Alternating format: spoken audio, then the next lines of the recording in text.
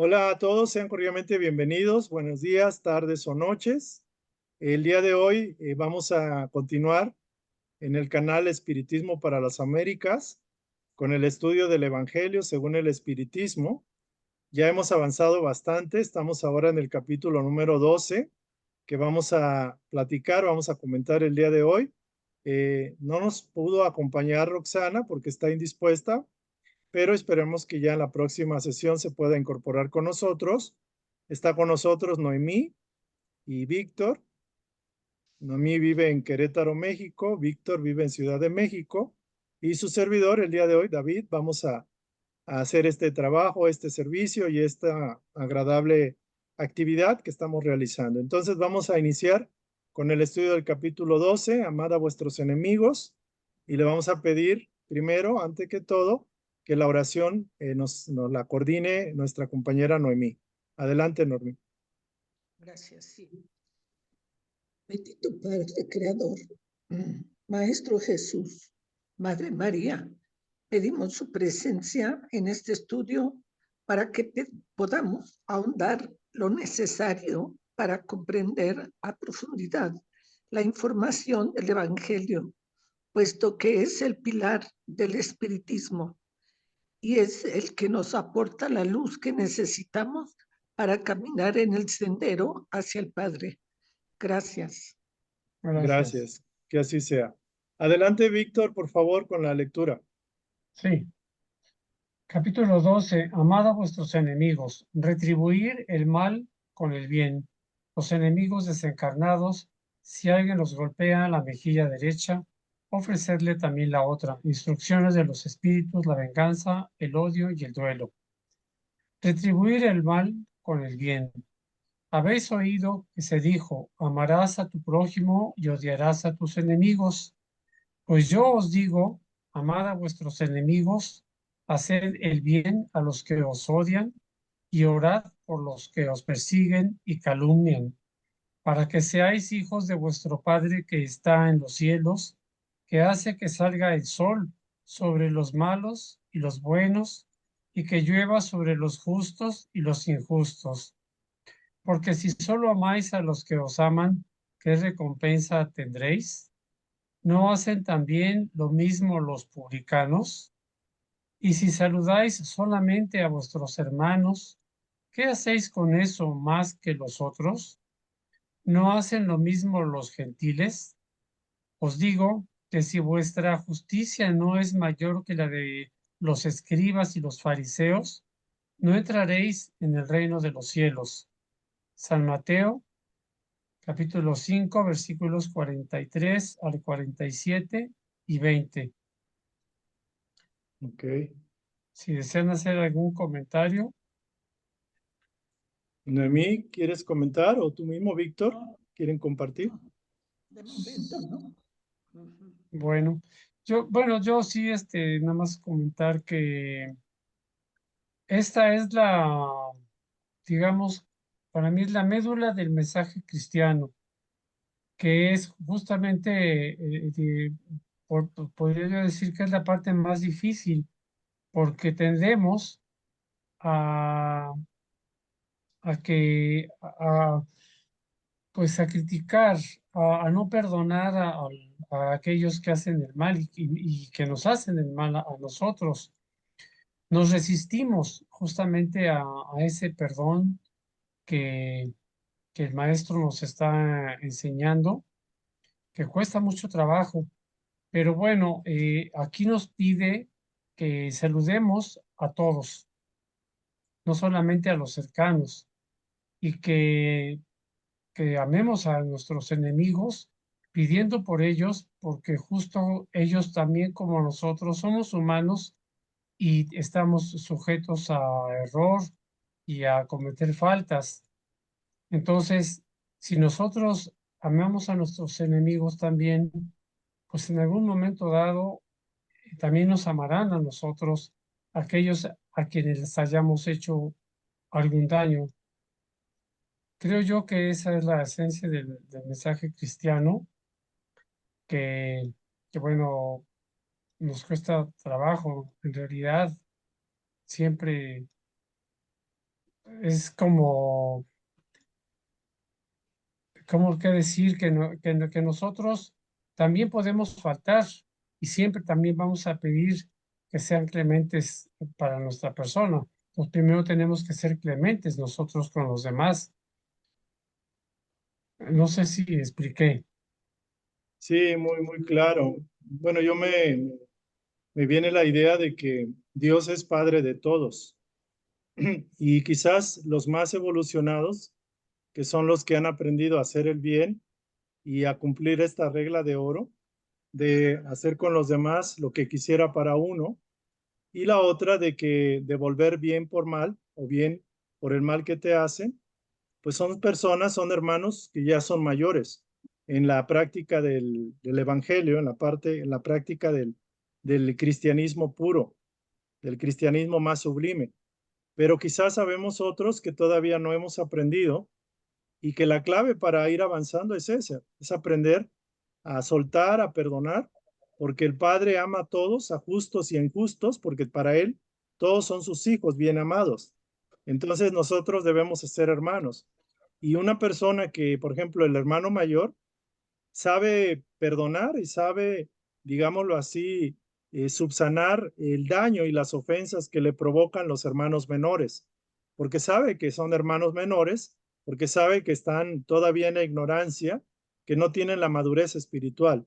Entonces, cuando uno madura, es cuando uno es capaz de evidenciar que uno ha comprendido hasta cierto punto el Evangelio. Y de alguna forma el ser cristiano es la base, como tú bien lo dices, la base medular del cristianismo, de lo que sería el auténtico cristiano, sin marcar religiones, sin definir religiones, es aquel que hace la voluntad del Padre. Entonces creo que está padre, está muy bonito el texto. Gracias. Entonces vamos a continuar. Digo, puedes continuar el segundo texto y ya Sí, después Noemí pudiera ayudarnos. muy bien. Si solo amáis a los que os aman, ¿qué mérito tenéis? Puesto que los pecadores también aman a quienes los aman. Si solamente hacéis el bien a los que os lo hacen a vosotros, ¿qué mérito tenéis? Puesto que los pecadores también hacen lo mismo. Si solo prestáis a aquellos de quienes esperáis recibir el mismo favor, ¿qué mérito tenéis? Puesto que también los pecadores se prestan ayuda unos a otros para recibir otro tanto. Mas en cuanto a vosotros, amad a vuestros enemigos, haced el bien a todos y prestad sin esperar nada a cambio. Entonces vuestra recompensa será muy grande y seréis hijos del Altísimo, porque Él es bueno, aun con los ingratos y los malvados. Sed pues misericordiosos, como también vuestro Dios es misericordioso. San Lucas, capítulo 6, versículos 32 al 36. ¿Continúo?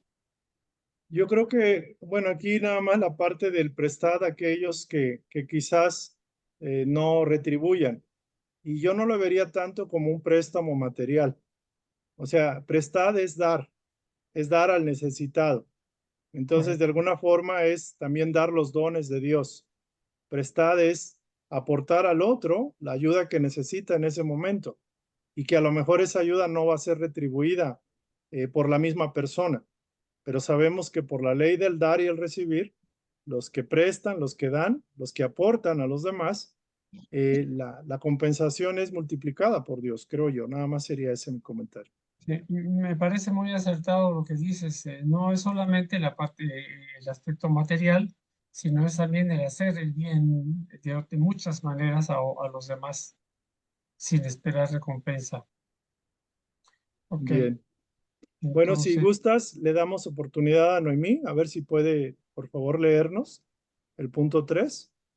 Noemí, Sí, le subes, por favor, el texto. Subir el texto, por favor. Gracias. ahí, Ya. Sí, fuerte, por Tres. favor, Noemí. Sí. Tres, si el amor al prójimo es el principio de la caridad, Amar a los enemigos es su aplicación sublime, porque esa virtud es una de las más grandes victorias obtenidas contra el egoísmo y el orgullo.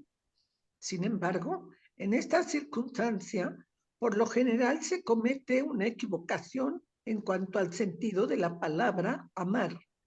Jesús no pretendió, mediante esas palabras, que tengamos para con el enemigo la misma ternura que para con un hermano o un amigo. La ternura presupone confianza. Ahora bien, no podemos confiar en una persona cuando sabemos que nos quiere mal. No podemos tener para con ella las expansiones de la amistad, porque sabemos que sería capaz de abusar de esa actitud.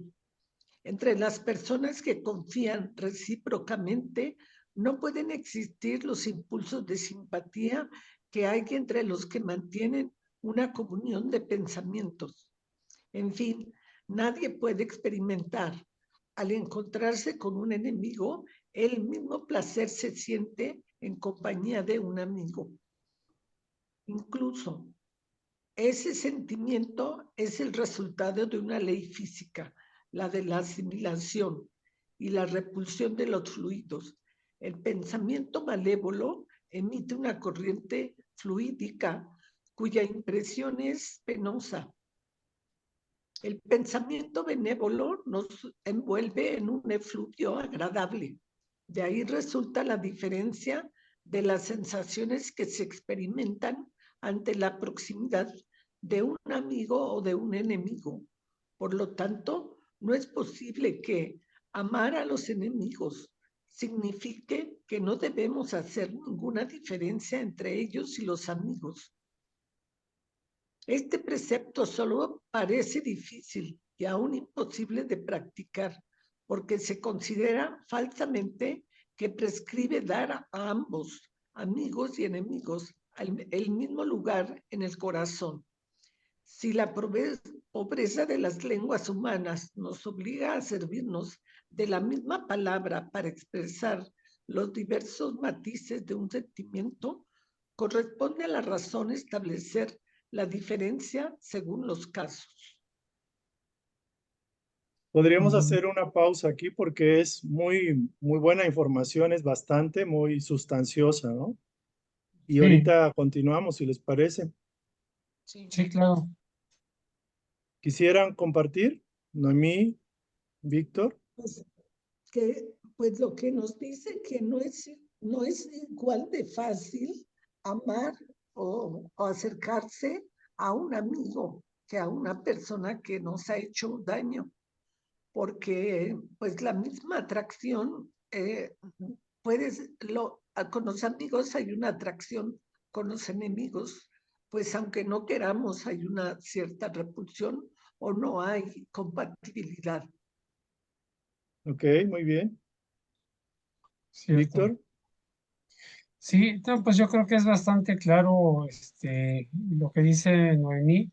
Sentimos afinidad con el amigo, sentimos afinidad con aquel con quien nos llevamos bien, y con el enemigo, pues no va a ser lo mismo.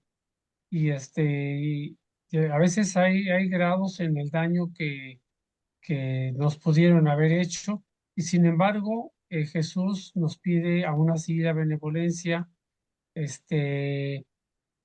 pues el tratarlos bien. Sin embargo, no podemos hacerlo igual que con un amigo al cual le tenemos el afecto y nos tiene afecto, y entonces cambia forzosamente nuestro sentimiento, ¿verdad? Sí. Y pues yo creo que no hay más explicación, creo que está bastante claro. Para que no Sí. haya confusión, está muy bien la explicación que da aquí Allan Kardec. Claro, sí, sí, es cierto. De hecho, cuando uno escucha por primera vez ama a tu enemigo, a uno no le agrada del todo porque no lo entiende. O sea, dices, ¿cómo puedo amar a alguien que me ha hecho daño, que me ha lastimado? Y lo que la enseñanza nos dice es, ama a tu enemigo como si fuera tu hermano que se equivocó. Obviamente, y con los amigos con los cuales o los hermanos con los que has interactuado y hay confianza, como bien lo dice, no es lo mismo con el enemigo. El enemigo, que siendo hermano, pues ha abusado de la confianza tuya, ¿no? Quizá lo más importante de aquí es que alguien que tiene la capacidad de perdonar, de soltar y de alguna forma no guardar resentimiento, rencor o deseo de venganza, es una persona que se vence y es un vencimiento muy meritorio porque no cualquiera logra comprender esto y aplicarlo en su justa medida, ¿no? Muy bien. Entonces vamos a continuar, por favor. Entonces la lectura, Noemí, por favor. Amar a los enemigos. Más arriba, Víctor, por favor. Ajá, por ahí. Ahí. Sí, Amar a los enemigos no significa, pues, dispensarles un afecto que no está en nuestra naturaleza, porque el contacto con un enemigo nos hace latir el corazón de muy diferente modo que el contacto con un amigo.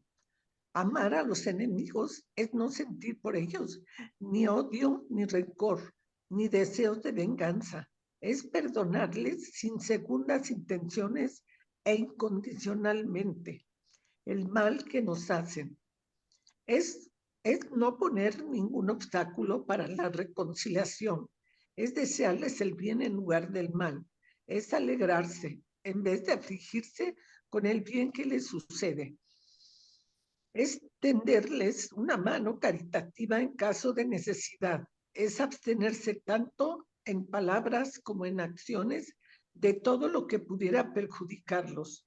Es, en definitiva, retribuirles el mal con el bien, sin intención de humillarlos. Cualquiera que haga esto reúne las condiciones del mandamiento: amad a vuestros enemigos. ujú, Sí, yo creo que aquí está también muy sí, completa la reforzado. enseñanza Sí, y pues no, sí, no sí, veo. creo que corrobora lo que intuitivamente percibíamos, ¿no? Pero bueno, muy bueno. Continuamos, si te parece, Noemí, en el punto 4. Es que dice que hay que ser cordiales prácticamente, ¿no? O sea, no los vamos a amar como un amigo, pero sí de ser cordiales con ellos. Entonces, Sí, esa sería la pauta, ¿no? sí, 4. Para el incrédulo, amar a los enemigos es un absurdo. Aquel para quien la vida presente lo es todo.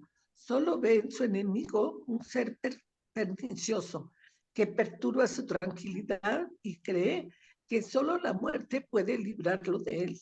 De ahí proviene su deseo de venganza. No tiene ningún interés en perdonar, salvo que sea para satisfacer su orgullo ante el mundo. Perdonar, en ciertos casos, le parece incluso una debilidad indigna de él.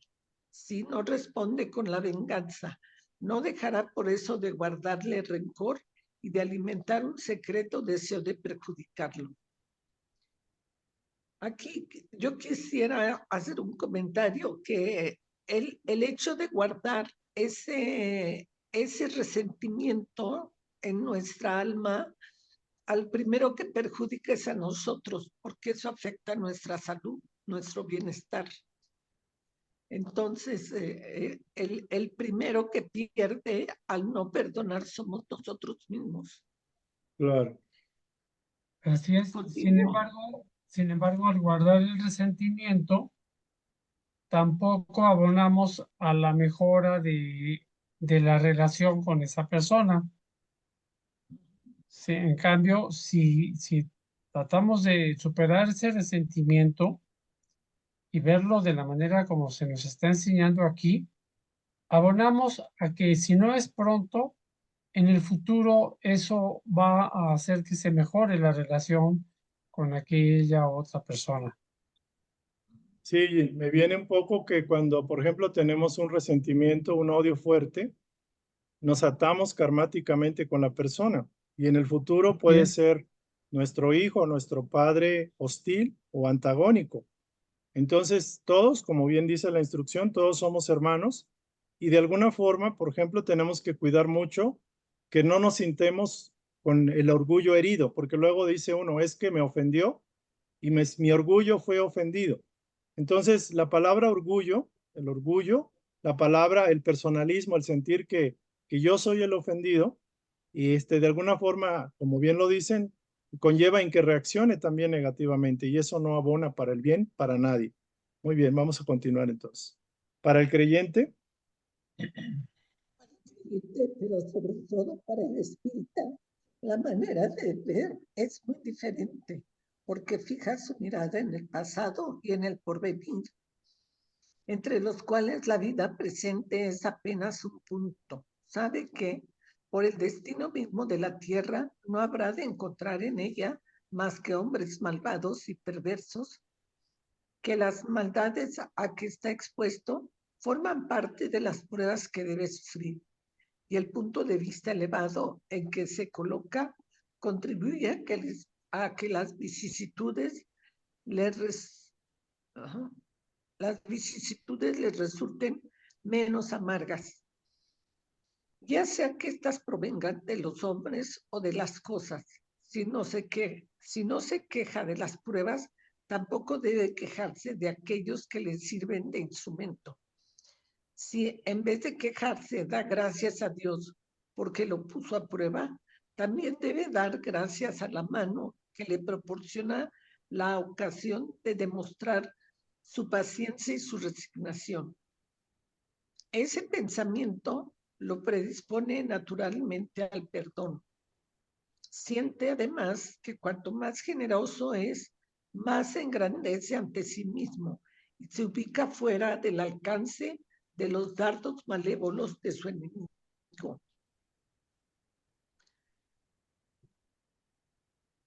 Termino. El hombre que en el mundo ocupa una posición elevada no toma como una ofensa los insultos de aquel a quien considera inferior. Lo mismo sucede con el que se eleva en el mundo moral, por encima de la humanidad material. Comprende que el odio y el rencor lo envilecerían y lo rebajarían. Ahora bien, para que sea superior a su adversario, es preciso que tenga el alma más grande, más noble y más generosa.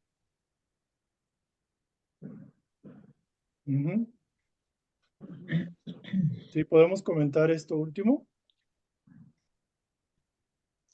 Sí, bien, aquí me recuerdo a personajes que, digamos, de nuestra vida, de la vida contemporánea, que han sufrido vejación, que han sufrido injusticia y que aún así se han conservado sin rencores hacia aquellos que se la provocaron.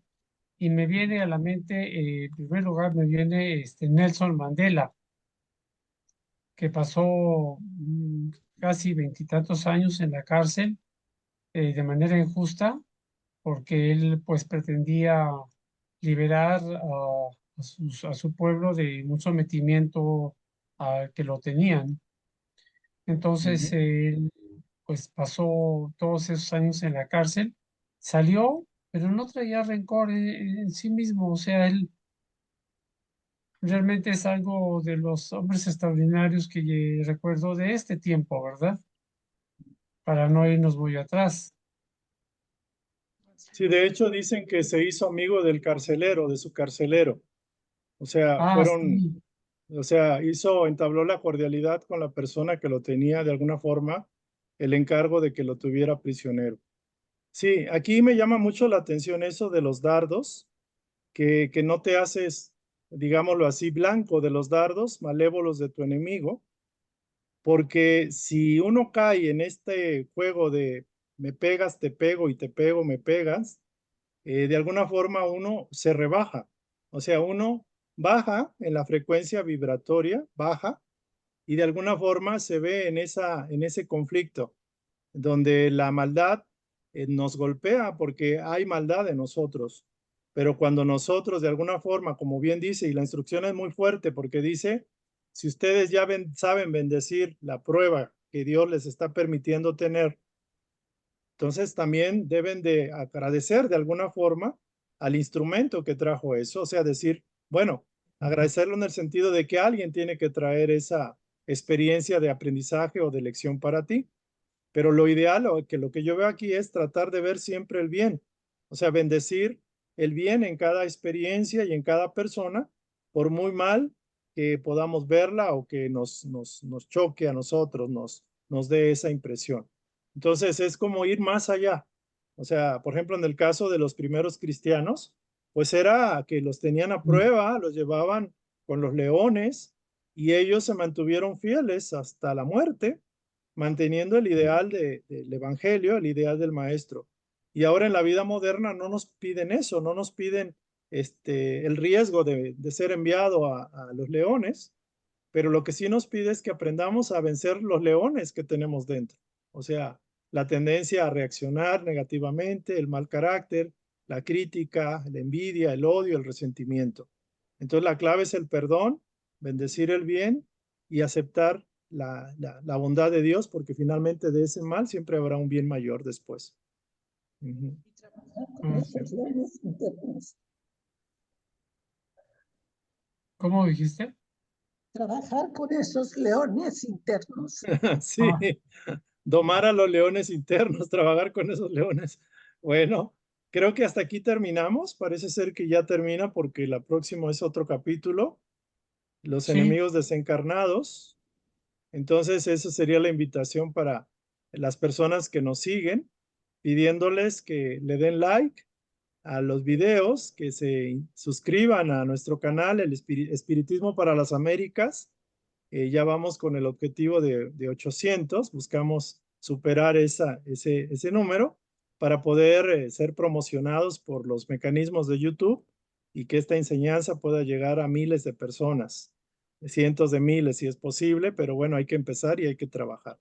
Entonces, agradeciéndole a Roxana que no tuvo la oportunidad de estar hoy, pidiendo a Dios sí. por ello, y también vamos Sí. a agradecerle a Noemí, a Víctor y a la espiritualidad superior la oportunidad de volvernos a encontrar, esperando vernos en la próxima sesión. Gracias, gracias a todos. Gracias. Entonces, aquí terminamos entonces, vamos a cerrar y nos vemos en la Sí. próxima sesión. Gracias.